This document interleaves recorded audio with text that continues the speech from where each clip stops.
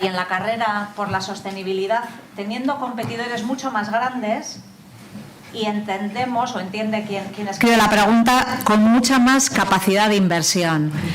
Creo que la pregunta tiene que ver con esa capacidad de competir con los grandes y salir airosos, como hemos visto en la intervención que está siendo CAF. Pero había dos partes, ¿no? Una ESG, sostenibilidad. Sí, sostenibilidad y digitalización. Puedes empezar, si quieres, por la sostenibilidad y luego ya continuar con la otra cuestión. Sí, no es fácil no es fácil la pregunta. Vamos a ver, empezamos por la parte quizás de sostenibilidad, ¿no? Yo creo que en general los proyectos con la sostenibilidad ha pasado un poco que históricamente era una especie de como de elemento que se entendía que lastraba la competitividad, ¿no? Era una especie como de coste, ¿no? En este momento yo creo que ya comienza a ser más un elemento, de alguna manera, de estrategia, ¿no? Y lo cierto es que, y lo decía antes, ¿no? ¿En qué hacíamos, ¿no? Hablábamos del alineamiento con mejores prácticas. En CAF llevamos muchos años haciendo informes de responsabilidad social corporativa con los estándares estos de GRI.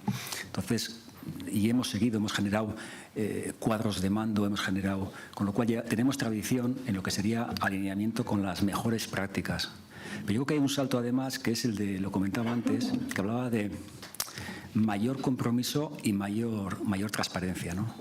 El compromiso, pues de alguna manera lo haces de dos maneras, que es te adhieres formalmente a determinados objetivos, pero luego lo que es importante es que te mides. Y nosotros estamos sujetos al escrutinio de diferentes agencias de rating y, bueno, pues estamos expuestos a lo que nos digan. Lo cierto es que en este momento, como decía antes, es que estamos dando ratios de sostenibilidad mejores en este momento que la competencia, ¿no? Y además, yo creo que es importante porque ese elemento de estrategia es... Y eso a veces nos cuesta, ¿no? Porque al final, como empresa culturalmente muy arraigada en su origen, somos muy de hacer, ¿vale? Y nos cuesta mucho decir lo que hacemos. Y entonces, parte de la sostenibilidad, parte de lo que hemos hecho, hemos creado una equity story de ESG, de sostenibilidad, sometemos la información a escrutinio público, está nuestro informe de información no financiera. Es decir, creo que tenemos en este sentido hemos sabido tomar el reto de decir qué es lo que hacemos y de esa manera, bueno, conseguir que la gente de alguna manera se sume a esta carrera, ¿no? Entonces, en ese sentido, yo creo que en términos de sostenibilidad estamos ahí. Y la otra parte de la pregunta que tenía, ¿cómo competíamos en el tema de innovación con los grandes? Eso es. Primero, siendo también nosotros más grandes. Es decir, al final nosotros invertimos un 1,5% de las ventas, pero la inversión son euros absolutos.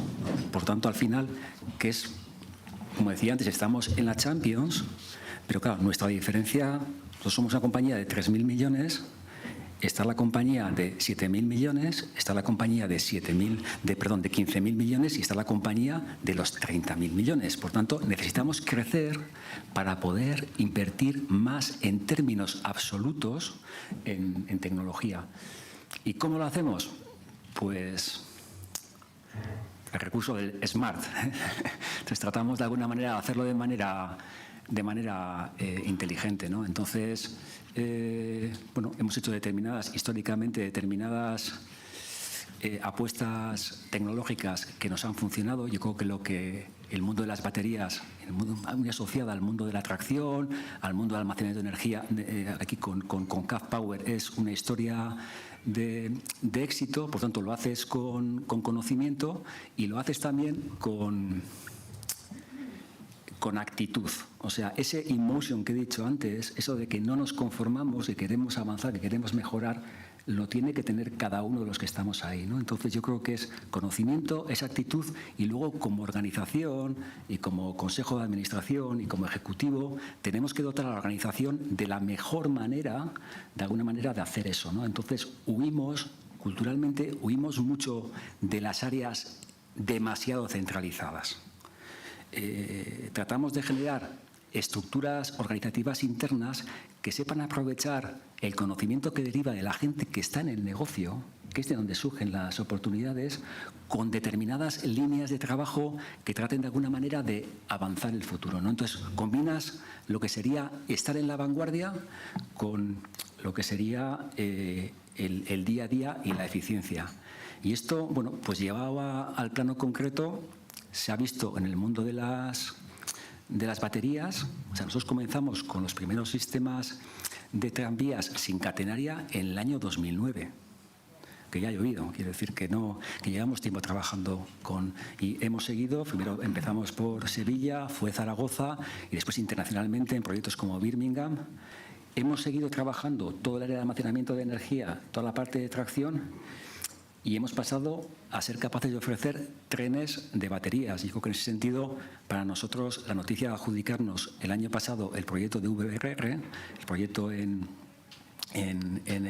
Alemania del mayor tren de baterías europeo, un pedido de 60 trenes, nada más con 30 años de mantenimiento, en el cual estamos ofreciendo trenes regionales con baterías, con autonomías de 70 kilómetros en operación comercial. Es decir, aquí muchas veces escuchas cuánto puede andar un tren con determinada batería o un hidrógeno. La cuestión es que ande en operación comercial, es decir, que tú lo pongas con esa autonomía durante 30 años. Entonces, bueno, yo creo que la historia nuestra con las baterías es un éxito y, bueno, y probablemente lo aplicamos después, pero el tema del hidrógeno, bueno, pues es una tecnología que estamos también en este momento trabajando con ella, aunque es verdad que la consideramos menos madura que la tecnología de baterías en este momento, ¿no? Por lo tanto, tratar de combinar la vanguardia con el día a día. Nos mencionas distintos mercados, ¿no? Estáis en Polonia, en Francia, compitiendo también en Alemania. Ahí hay una pregunta que dice: ¿qué implicaciones ha tenido y tendrá ese crecimiento en vuestra organización interna y en la cultura de la compañía, ¿no? ¿Cómo la cultura de una empresa como CAF se va impregnando de otros valores o cómo va evolucionando? Igual lo ligaría también con ese reto innovación y ambición. ¿Cómo se hace para que tanta gente tenga esa innovación y ambición, ¿no? Hombre, yo creo que se va impregnando, es un hecho, quiero decir, hagas o no hagas, se va a impregnar en todo caso, ¿no? La cuestión es que esa impregnación o ese camino sea el que tú quieras que de alguna manera sea, ¿no? Yo ahí pondría, y eso le damos... porque es verdad, al final hablábamos de 2016, 7.500 empleados, pero luego ha habido incorporaciones en grandes bloques de personas. Es decir, que al final no es que tú incorporas orgánicamente poco a poco, sino que hemos integrado 3.000 personas en Polonia, hemos integrado 1.000 personas en Suecia y hemos integrado 700 personas en Reichshofen, en Francia, que se sumaban a los que teníamos en Bañeres, con lo cual son bloques culturales de alguna manera importantes, con lo cual, quieras o no, la cultura se te modifica, ¿no? Por tanto, ahí tienes un reto, ¿no? Nosotros le damos bastante importancia, y lo digo otra vez con el decir, ¿no? Algo que nosotros sabíamos por implícitos en lo que era el ADN de CAF, pues en este momento tenemos que hacerlo mucho más explícito, ¿no? Tenemos que hablar de lo que somos, porque es relevante mantener ese ADN de CAF, ¿no? Y eso tiene que ver, lo sintetizaba en el Trusting Museum, pero tiene que ver con los valores que tiene CAF, tiene que ver valores que técnicamente lo tenemos bien desarrollado. Yo, si tuviera que resumirlos, ese elemento de compromiso con el trabajo bien hecho, con el cliente, ese principio de honestidad, ese principio de equipo y ese principio de hacer un poco un mundo más sostenible, yo creo que gira un poco en el entorno de CAF, unido a otro elemento, ¿no? Que es un concepto quizás de proyecto industrial, largo plazo y legado, ¿no? O sea, es decir, aquí nosotros somos una empresa centenaria y hemos recibido, los que estamos en el Consejo, los que estamos en el Ejecutivo, pues un legado y nos toca cuidarlo, nos toca transmitirlo. Y esta historia, de alguna manera, tenemos que explicitarla y tenemos que contarla, pero luego seguir haciendo. Es decir, somos una compañía de hacer, en este momento tenemos que decir más lo que hacemos, pero tenemos que seguir haciendo. Voy a relacionar dos preguntas. Por un lado, se plantea cuál crees que es el mayor reto de la industria vasca en los próximos años, que da para 3 o 4 comidas coloquio, pero bueno, bastará con algún titular. Y por otro lado, hay una persona que plantea, con las cifras de profesionales en Euskadi, está claro que CAF es una empresa estratégica. ¿Recibe CAF el apoyo que reciben sus competidores franceses, alemanes o chinos en sus respectivos países, entendemos, ¿no? Entonces, ¿qué opinión tienes al respecto de este apoyo o al respecto de los retos de la industria? La respuesta es rotunda y es sí. Pero además de que es que la historia lo demuestra. Quiero decir, nosotros al final, si miras nuestro desarrollo de producto, solo basta mirar dónde hemos puesto ese producto por primera vez en circulación. Si no hubiéramos tenido tranvías donde los tuvimos, no tendríamos un negocio de 50 ciudades con tranvías CAF. Si no tuviéramos metro donde lo tenemos, no hubiéramos sido capaces de acelerar. El elemento de referencia que nos ha ofrecido un poco las instituciones en general y los clientes de aquí son fundamentales y los seguimos aplicando en todos los temas de eficiencia energética en este momento, con toda la parte de tracción, con tecnologías de carburo de silicio. Yo no soy ingeniero, pero es un elemento que hace que sea mucho más eficiente, ahorras mucho más. Y los tenemos en operación comercial en Euskotren. Quiero decir, no los tenemos. Y eso, hay pocas compañías que los tengan. Hay mucho tema de laboratorio, pero en operación comercial no hay muchos. Por tanto, yo creo que no es un tema más allá de las teorías. Nosotros tenemos ejemplos concretos de que es así. Y la otra parte era la industria, la flexibilidad. Bueno, esto da para titulares, ¿no? Lo cierto es que, mira, yo puedo utilizar lo de doctores tiene la Iglesia, como tenemos mucho doctor también, y tenemos una universidad jesuita, pues doctores tiene la Iglesia, ¿no? Y yo me guardo mucho de dar recetas. Yo creo que cada sector de alguna manera tiene su propia singularidad. Lo que sí creo es que, no sé si en la pregunta sí me parecía que había algo interesante, y es que no tenemos un problema específico en Euskadi. Yo creo que tenemos un problema que es a nivel europeo, ¿vale? Esa fragmentación de la que hablaba yo, Europa es un agente que está... Y creo que los retos que tenemos son a nivel de industria europea y probablemente le estamos dando las soluciones a un nivel mucho más estatal, regional, muchas veces con una falta, no sé si de coordinación, pero creo que el reto en todo caso es esto. Y más allá de eso, yo creo que nosotros al final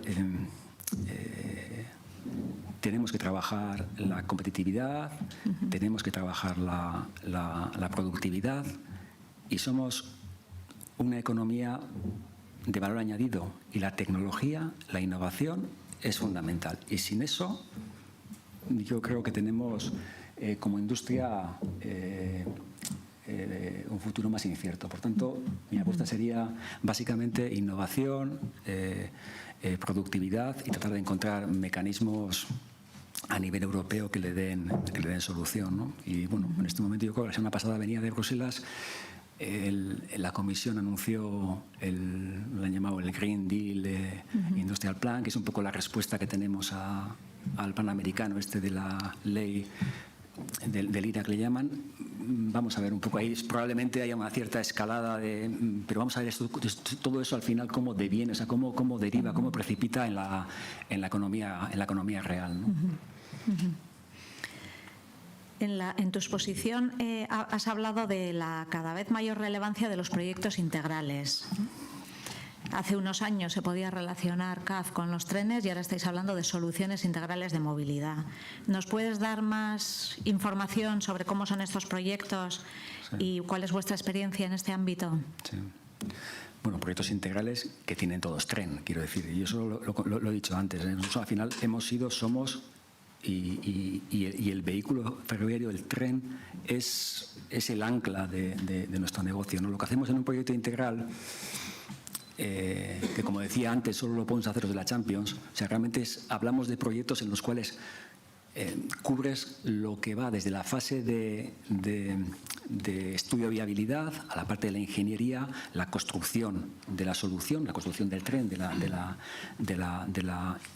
operación y mantenimiento e incluso la financiación. Eso es un poco lo que llamamos nosotros negocio, proyecto integral. Eso supone que en ocasiones tiene financiación, en otras ocasiones no los tiene. Eso para nosotros nos deriva varios negocios. El negocio industrial, que tiene que ver con la ingeniería de la integración del proyecto y el vehículo, o sea, el tren y la señalización, y luego en la parte de operación y mantenimiento, la operación, en su caso, y el mantenimiento asociado a esa infraestructura, ¿no? Por tanto, es un negocio redondo, en el sentido de las capacidades que tú tienes que incorporar al proyecto.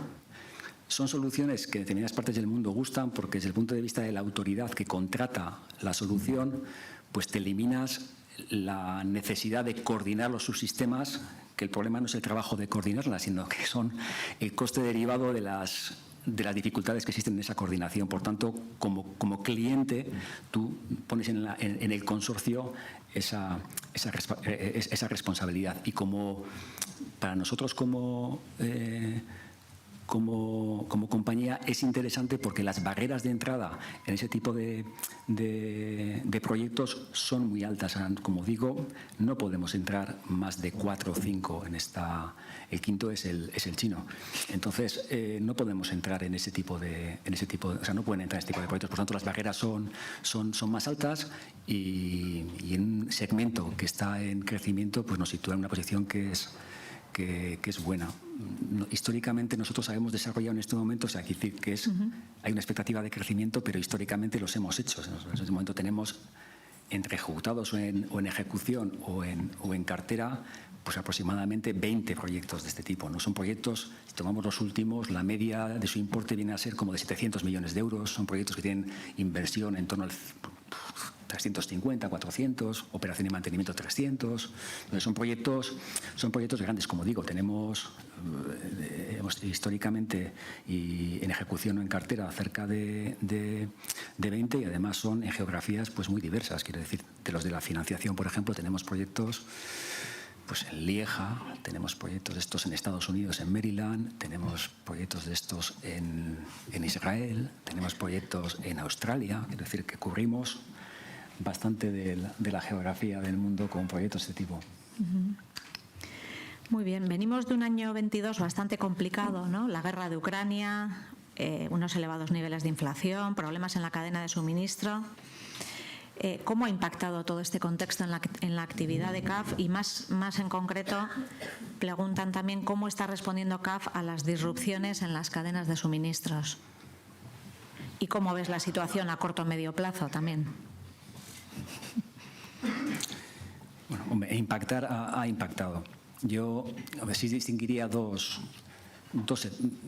dimensiones, ¿no? En términos de volumen de inversión, o sea, la contratación, la inversión en movilidad en el mundo no se ha reducido. Eso es un hecho, ¿no? Por tanto, esto lo que está afectando es fundamentalmente a la ejecución de los proyectos y a los resultados. O sea, nosotros el último año en contratación ha sido espectacular, pero también ha sido buen año para los competidores, ¿no? O sea, por lo tanto, es un tema más de afectación, como digo, a la ejecución de los proyectos y a los resultados. Ahí solemos distinguir dos realidades, ¿no? La de la cadena de suministro y la de los costes e inflación, ¿no? Entonces, en la parte de la cadena de suministro, pues se habla mucho de los semiconductores, de los chips. Realmente, al final, han faltado hasta conectores, cables, y han faltado muchas cosas, ¿vale? Y es verdad que a nosotros nos ha afectado más en el negocio de autobuses que en el negocio de los trenes. ¿Por qué? El negocio de autobuses es un negocio de ciclo más corto. O sea, al final, en 8 semanas le das la vuelta. Entonces, cualquier incremento de coste lo sufres muy rápido, ¿no? Entonces, le hemos sufrido más las dificultades de suministro en el negocio de autobuses, como digo, que en el segmento de trenes. Al final, hay pues lo que negocias es ver con proveedores cómo reduces el impacto, pues mucho lo que hacen todos, ¿no? Que es pues, trabajar el acopio. También hemos trabajado el ámbito de las modificaciones técnicas, que es algo que también hemos hecho, y eso en la parte de proveedor. En la parte de cliente, pues lo que tratas es de negociar plazos de entrega y reducir penalidades, ¿no? Y en la parte de la reducción, en el tema de costes y la inflación, en la parte de proveedores es un poquito más de lo mismo, ¿no? Ya en la parte, hablo de trenes, en la parte de cliente, el abanico es más, como son proyectos de ciclo de maduración más largo, el abanico de posibilidades es mayor, ¿no? Buscas indexaciones, negocias efectivamente siempre con el cliente. En determinados momentos hemos tenido que dejar caer algunos proyectos en los que teníamos ventana porque el cliente no aceptaba incrementos de precio y a nosotros nos salían las cuentas, ¿no? Entonces, si había ventana para poder salir, pues hemos salido, ¿no? Luego, también es cierto, y yo creo que es un dato que lo solemos comentar, es nosotros de nuestra cartera de pedidos, aproximadamente 2/3 están cubiertos contra la escalada de precios. Bien porque el negocio en sí mismo lo prevea, eso pasa en el negocio de servicios. En el negocio de servicios, como son el negocio de servicios, los contratos de mantenimiento, la duración media son 13, 14 años. Entonces, en sí mismo el contrato contempla la posibilidad del incremento, de la indexación, ¿no? En otros casos es porque, normalmente cuando hacemos un proyecto ejecutamos en ese momento las compras, con lo cual teníamos ya los precios fijados. Luego es cierto que en determinadas geografías la indexación se prevé como condición comercial. Entonces, en la combinación de estos elementos tenemos, como digo, 2/3 de la cartera cubiertos de la escalada de precios. Entonces, el impacto en ejecución y en resultados, sí prevemos una cierta normalización de las rentabilidades del negocio de autobús a lo largo del 2023, y es por la propia naturaleza del ciclo. Y en el caso de los trenes, la recuperación la prevemos porque es un ciclo, como digo, más largo para el 2024.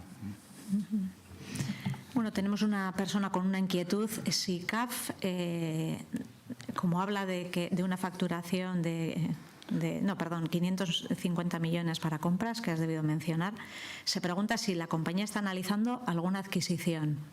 Igual, más que en concreto, puedes hablar en genérico, ¿no? Si se plantea o no la empresa. No, a ver, esto también tiene su deriva porque nosotros cuando hemos diseñado el plan estratégico, nosotros contemplamos de alguna manera las operaciones corporativas, ¿no? Lo que sí es verdad es que decimos para qué las queremos, ¿vale? Entonces, nos queremos operaciones corporativas, por ejemplo, en eso que he hablado antes de las soluciones de movilidad inteligente, ¿vale? Entonces, ahí nosotros eso lo tenemos de alguna manera que complementar lo orgánico que tenemos con determinadas operaciones, con determinadas que puedan existir, ¿no? Entonces, en términos de portfolio, nuestro plan contempla que hayan operaciones corporativas, y lo contemplan también en los términos, de alguna manera, de eso que llamo yo eficiencia operacional y proximidad a los mercados. Entonces, pero no, en este momento no estamos, analizamos de continuo operaciones, pero de continuo, quiero decir, pero no ahora, desde hace un montón de años. Yo desde que entré en el Consejo de CAF hemos tenido operaciones encima de la mesa de continuo, no es algo que es recurrente, ¿no? Muy bien, hay un par de cuestiones respecto a las unidades de tren que no caben en los túneles, pero comentábamos en la comida que de proyectos en este momento en curso es mejor no hablar, ¿no? Entonces ya el año que viene, en otra comida o coloquio, quizá podemos hablar de ello. Has comentado en la presentación que tenéis un claim, un eslogan que es Trust in Motion, ¿no? Sí. ¿Cuáles crees que son las claves más importantes para seguir generando confianza en los mercados? Que no se precisa, pero podemos hablar de los mercados de clientes y quizá también del mercado bursátil, ¿no? ¿Qué elementos crees tú que son relevantes, ¿no?, para generar esa confianza? Vale, mercados de cliente y mercados de valores. Los dos, ¿no? Ya, como no se precisa. Vale, bueno, mercados de clientes, pues mira, eso lo relaciono con los valores que... al final, CAF es una compañía que, no siendo muy explícita, es una compañía muy orientada al cliente. Es decir, CAF saca los proyectos adelante y si hay problemas, los resuelve. Porque además, en nuestro sector, los proyectos son complicados. Y cualquiera que lea la prensa, cualquiera que lea que sea la compañía que intervenga, son proyectos que tienen siempre sus dificultades, ¿no? Por tanto, entonces al final tenemos una aproximación a los clientes de resolver los problemas, de no hacer declaraciones sobre situaciones concretas y cumplir, como decía antes, los compromisos, ¿no? Entonces, bueno, y luego lo que tenemos son pues realidades que son los datos que he dado antes en términos de repetitividad de los clientes. Confianza de los mercados de valores. Bueno, o sea, nosotros tenemos sistemáticamente un 40% de gap con el precio objetivo que dan los analistas, sistemáticamente. Y además los analistas nos preguntan, pero ¿qué os pasa? ¿Por qué tenéis este gap? Y mi respuesta suele ser siempre, pues dímelo tú.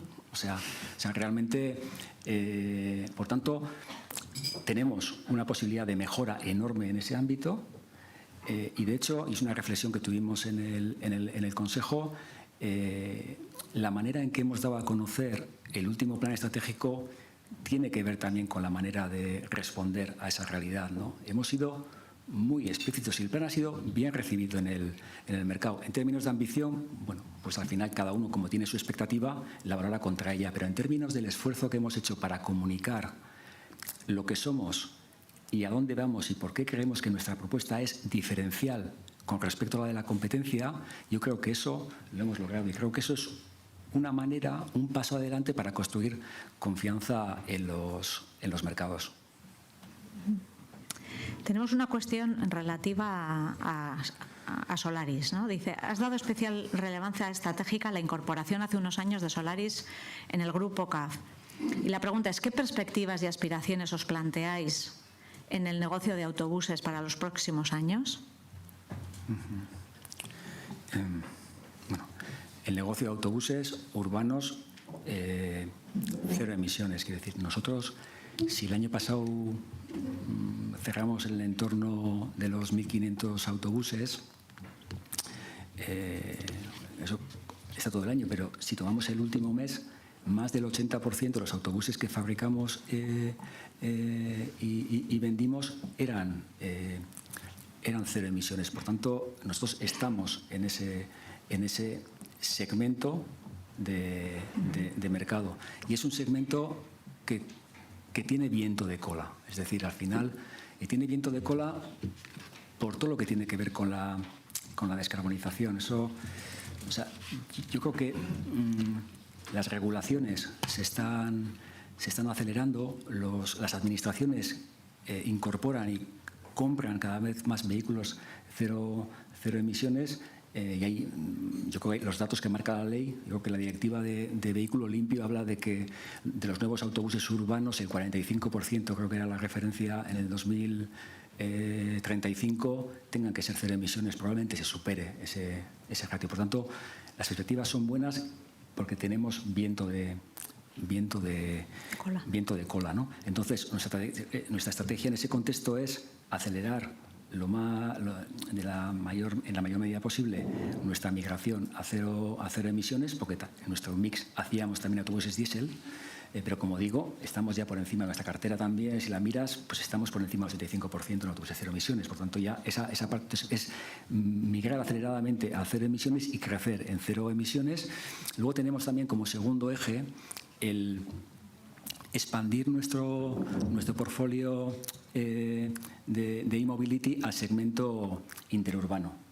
El segmento interurbano está dominado por dos compañías y de la mano de la solución eléctrica, en la cual además hemos sido pioneros. O sea, los primeros eléctricos interurbanos los puso Solaris en circulación, ¿no? Entonces, queremos aprovechar un poco ese posicionamiento para convertirnos en el tercero, en el segmento interurbano, ¿no? Y el tercer eje de trabajo sería el entrar en Estados Unidos con una propuesta de emisiones, o sea, una propuesta exclusivamente cero emisiones. Yo creo que migrar perspectivas buenas, migramos y crecemos en cero emisiones en Europa, expandimos en cero emisiones a interurbano y lanzamos Estados Unidos.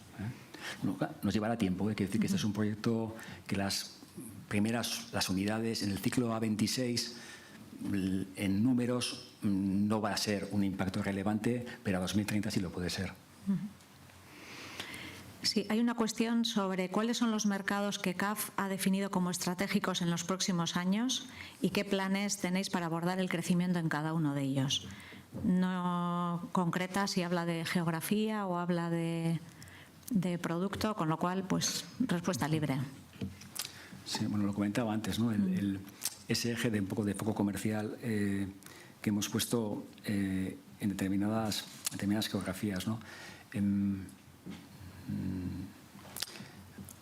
Lo que hemos hecho ha sido un análisis realmente de cuáles son los mercados por los que debíamos apostar, ¿no? Y lo hacemos pues en términos de cuál es la dinámica de competencia que hay en ese mercado, cuál es la atractividad, el volumen de ese mercado, cómo encaja nuestra oferta de producto ahí y lo último, qué capacidad tenemos para ganar, ¿no? Entonces, el modelo sí que pasa porque hablamos del 70% de las ventas concentrada en lo que llamamos nosotros un mercado core. Un mercado core para nosotros, y hablamos efectivamente de Europa, de Estados Unidos y en Asia-Pacífico determinados países, ¿no? Un mercado son mercados grandes, son mercados recurrentes, son mercados en los cuales encajan bien los productos que tiene en este momento CAF y son mercados en los cuales tenemos eso que llamaba yo el footprint, o sea, tenemos en términos de implantación, tenemos ingeniería, tenemos producción o tenemos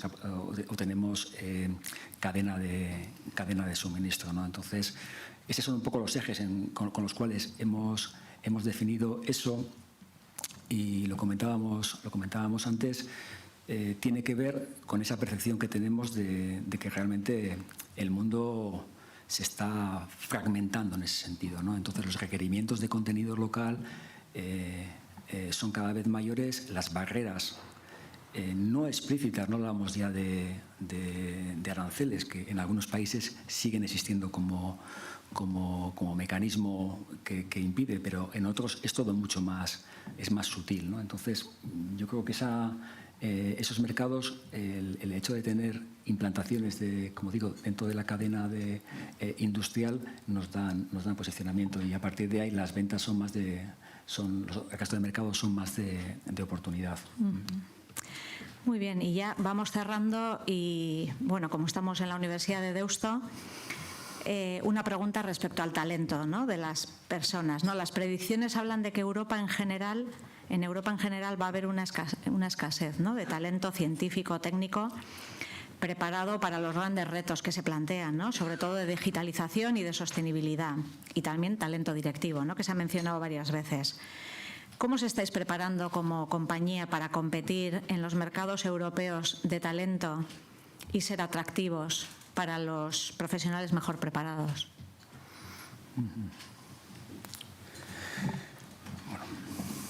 Bueno, yo creo que primero es que evidentemente es una preocupación que tenemos y le dedicamos foco y le dedicamos tiempo. Yo creo que en la batería de herramientas que utilizamos pues no son muy diferentes de las que utiliza el resto de las compañías, ¿no? Al menos las que tienen la dimensión que tenemos nosotros, es decir, en términos de políticas asociadas a generar marca de empleador, asociadas a desarrollo de talento en forma de planes de desarrollo, planes de sucesión, la parte de la comunicación. O sea, lo que es la batería de herramientas que utilizamos, como digo, no es diferente de la que utilizan las empresas que tienen la dimensión nuestra, ¿no? Creo que le estamos dando importancia a la construcción de propósito, ¿no? O sea, creemos que realmente tenemos que hacer atractiva la compañía y convertirla en un sitio en el cual, bueno, pues la gente quiera venir.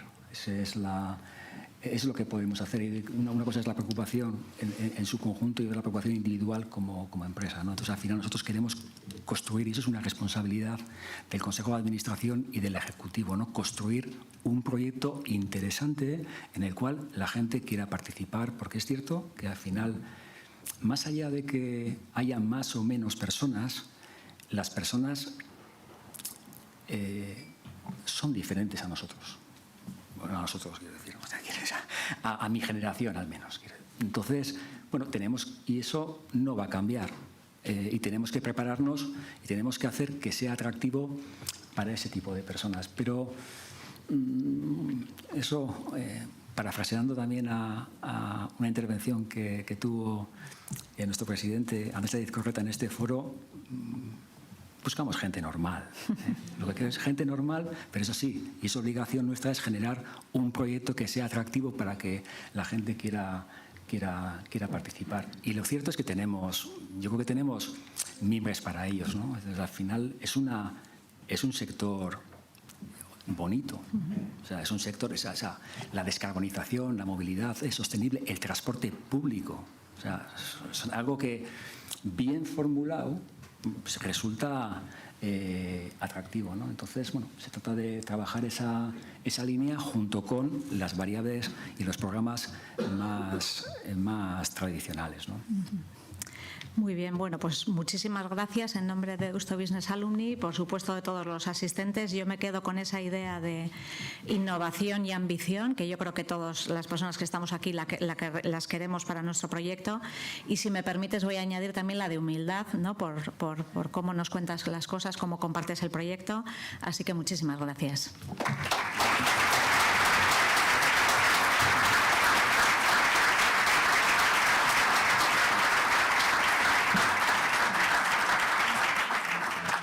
Bueno, con la puntualidad que nos caracteriza, Juanjo, 4 y 5 minutos.